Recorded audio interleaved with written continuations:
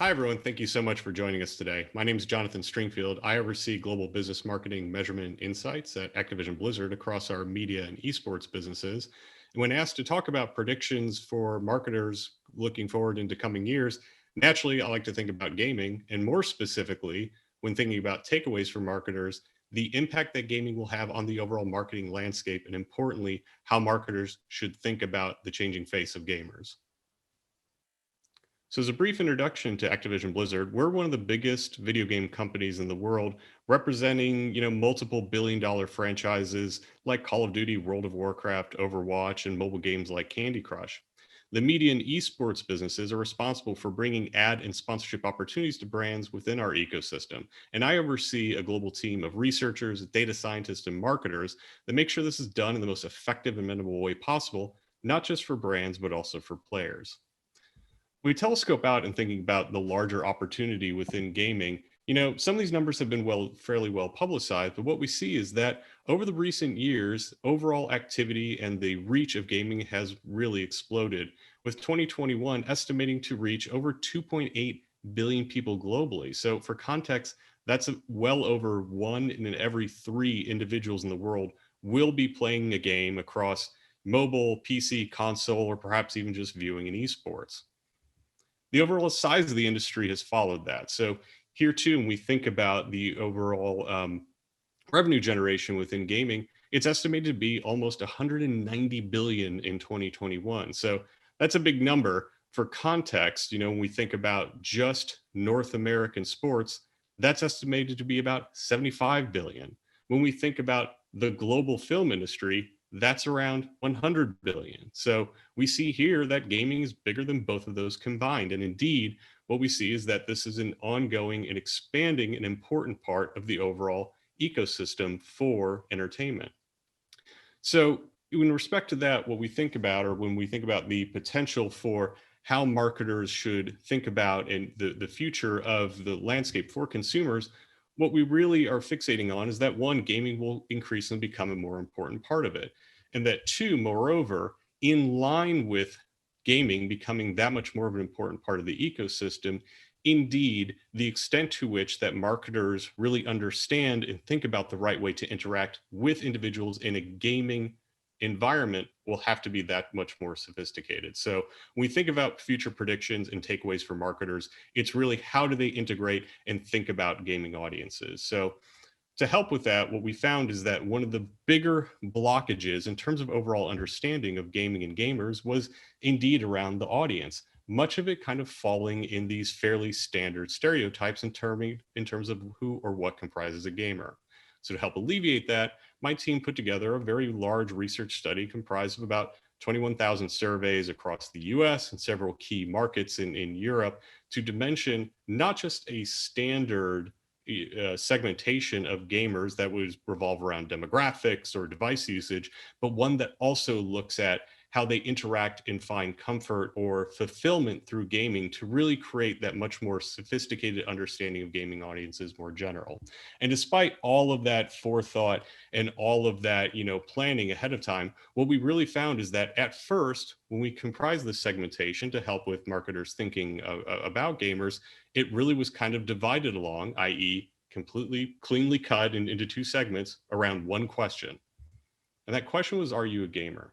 So I think at the onset, this kind of indicated to us that we're onto something and that this is an important distinction, that even the title of gamer is something that may be pretty problematic, one, to folks who enjoy gaming entertainment, but two, I think more specifically for marketers, how they conceptualize and categorize this form of entertainment, understanding that indeed a lot of the folks that are interacting with the gaming ecosystem do not really consider themselves a gamer. And we don't want to try to lump them in or kind of use these terminology in a way that doesn't really fit with their own conception and behaviors, much in the same way that if we were looking to, say, find folks who are interested in film, we wouldn't just look for cinephile. Same general rule applies in terms of gaming, but indeed something that became that much more important that from the onset, some of the labels that we have used and attached to the entertainment form have already become problematic, meaning that our thinking needs to move on. So in terms of overall key findings, what we found is that, taking a step back from that initial segmentation that just kind of laid along the lines of whether you're a gamer or not, when we then sub-segmented these two groups, i.e. folks who do identify as a gamer and folks who do or do not identify as a gamer, we found that there are 6 total different distinct gamer personas that, again, as we'll walk through momentarily, don't necessarily just adhere to lines around demographics or device usage, but really revolve around the types of ways that individuals interact with the gaming ecosystem. And again, crucial for marketers to understand. Secondarily, again, returning to that, the top line finding of, how we segmented it at the get-go, less than half of all gamers actually identify as a gamer. So again, when we think about the opportunity within gaming and think about how we conceptualize and categorize folks, if we're only thinking through the lens of gamers, you're already potentially missing out on half the individuals that are in the ecosystem. So really important to understand that there are some big differentiations in terms of how folks identify with the ecosystem and how indeed they identify with the ecosystem. Third, again, in line with the previous finding, only a small minority of the gamers and folks interested in gaming activities that we captured in the survey were, fit that typical stereotype of a gamer. And indeed, what we'll find is that there are indeed the types of folks that are kind of more in line with what I think marketers think about when they hear the word gamer. But what we found is that that's not the vast majority of gamers. And in fact, the potential for marketers to work with and understand and reach audiences through various touch points in the gaming ecosystem is much more diversified than they might think. And indeed, that in line with that, the exclusive platform player is rare. So, when we think about the gaming industry, when we think about segments for the most part, it typically is cut all around the lines of, and again, even some of the revenue numbers we showed around console PC versus mobile gamer. It's easy to think that, of course, then consumers only fall into one of those buckets. But in actuality, what we found is that very few of any of these segments were actually exclusively in on a single type or mechanism through which they interacted with gaming, which is to say, even our most hardcore traditional gamers were indeed folks that play a lot of mobile games. And then on the other hand, even individuals that are lightest on overall gaming behaviors didn't just play on mobile, they were playing on PC and console. So again, really important to understand that gaming behaviors go beyond simply what device they use, but realistically how they interact with the overall ecosystem. So when we think about the segmentation itself, it actually forms a nice gradation of, again, folks who are kind of not as deeply immersed in gaming behaviors and the values they find at it to folks that are more. So kind of starting on, folks that are less integrated into gaming overall. And indeed, folks that at this point do not identify themselves as a gamer are super swipers. So these are individuals that, they're very goal oriented in terms of, how they play games. They're individuals that for the most part, based upon their age and their trajectory in terms of when they started gaming, probably started a little bit later in life, but like for the most part aren't interested in the background story or the publishers or anything like that. What they're interested in is having fun. So gaming is really just kind of a fairly straightforward mechanism through which they find entertainment throughout the day. Taking a step forward from there, we have the group that we call the dabblers. So these are folks that indeed are mobile heavy. They are indeed folks that, tend to have gotten involved in gaming a little bit later on in life, but we're starting to see a strong degree of differentiation that they're also amongst all these groups, the most likely to say that gaming can be difficult. And some of that comes from the fact that these are folks that are really having different touch points, not just mobile, but also console and PC.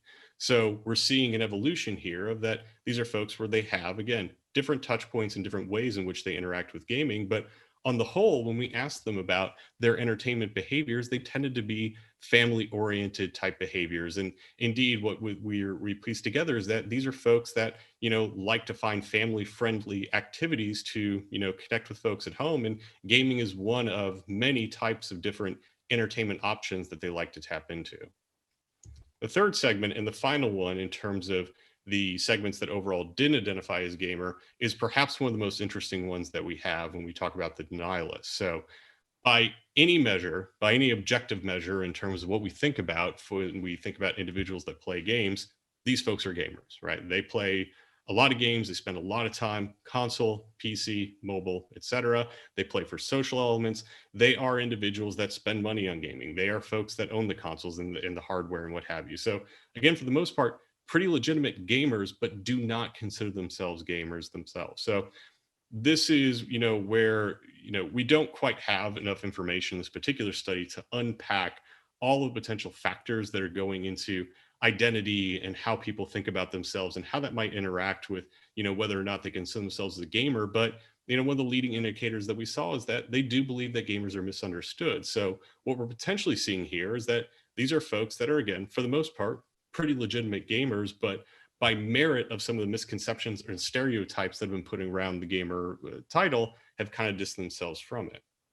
We compare that to the next segment, which again, extremely similar to the denialist, but the first of the three segments that do consider themselves a gamer, and they're extremely similar. In terms of overall levels of play, investment, and what have you, we're seeing a lot of ties that are very similar to the denialist, and indeed, I think there's a little bit more behaviors in terms of like to read or watch things about gaming, but for the most part, very similar. So interesting, and perhaps the most emblematic set of segments is really between those denialists and lifestyleists that are pretty legitimate, hefty gamers that get a lot of value of it and interact with the ecosystem in multiple ways, but are really split along that axis of identification, which again, quite meaningful in terms of how we as marketers think about the right way to address and integrate into these experiences, understanding that there are different need states and different levels of attachment and or identity attached to gaming as an entertainment form.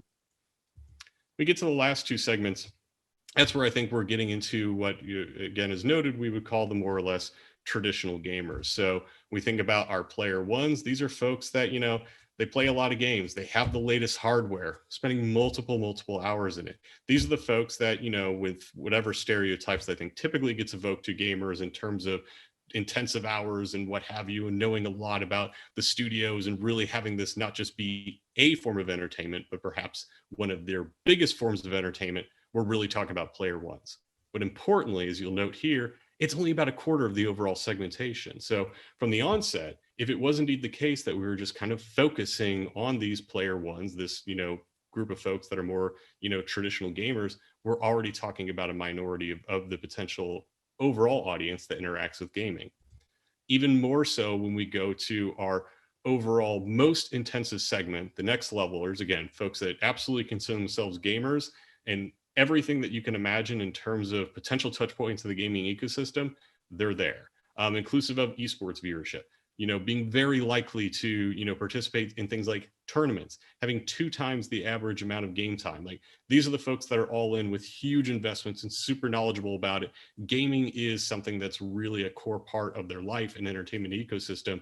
But again, very small in terms of the overall population size relative to all the other folks that have some touch point in gaming. So a long way to say that, indeed, some of the various groups that we like to ascribe to gaming or think that gaming is particularly good at having consumers interact with, typically, again, stereotypically young men, they're definitely present, but there's so much more in terms of a wide swath of consumers that can be found in this type of environment. And again, can be found just as engrossed, whether they're someone who's just playing a puzzle game, as someone who's really intensely in gaming. I think that is one of those opportunities that tends to get overlooked when we think about gaming more generally, and where I'm hoping some of the segmentation can help to connect some ideas in terms of what are the right ways to interact with this group.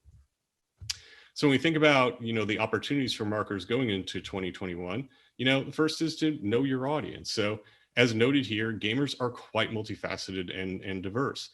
They are quite diverse in terms of ages and the way that they interact with the ecosystem and the need state that they want to extract out of it. And again, this is something that at onset could potentially be, somewhat daunting or complicated, but realistically, it's not different than any other form of entertainment. It's just we need to take the same lens and thought process that we have around social or television or movies or what have you, and understand that there are these same need states and same types of behaviors that are aligned with gaming as there are in other forms of entertainment, because gaming is at a base level just another form of entertainment that individuals like to tap into. Second point is noted, again, I think through the overall segmentation, we kind of were trying to make the point that like we shouldn't just think about mobile versus console gamers and what have you. And that's true. However, the other important point is that indeed gamers of virtually any type, whether they are the folks that are most intensive to least intensive, all play mobile games. So that is to say, particularly as marketers get started, looking at mobile and starting with mobile is going to be so important because one, not only is there a lot of scale and a lot of multiple means of entry, but then two, some of the most flexible mechanisms that marketers can get started. So therefore, a great place to really understand what the best way to potentially integrate within the overall ecosystem of gaming is in mobile. And then finally, context matters.